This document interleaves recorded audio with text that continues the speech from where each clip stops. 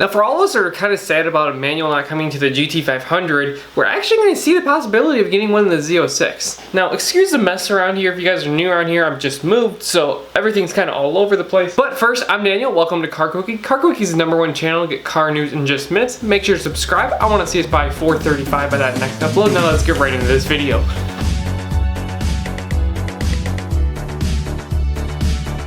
First, I want to thank Brink of Speed for actually posting this video so I was actually able to see it. I know we got it from somewhere else, but that actually helped me be able to see some few key points that are making me think this way. Now, this isn't final, it isn't concrete, and it could just be something that Chevy's testing out. I want to leave that with a grain of salt. So, you know, if it's not a manual car and you guys want to completely hate me, feel free to do that, but at the end of the day, it is not concrete.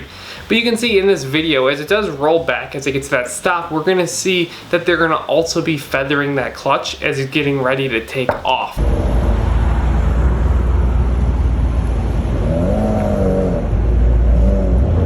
Now Chevy actually has been testing these Z06s and these new C8 Corvettes just kind of performance wise with some other manual cars. We're seeing ones like say a Porsche GT2 RS. So we're seeing them really stress test these cars and really making the most out of it. Now this wouldn't be the first time that we've seen actually a flat plane crank manual car. I mean, we've seen it in GT350s, we've seen it in Ferraris.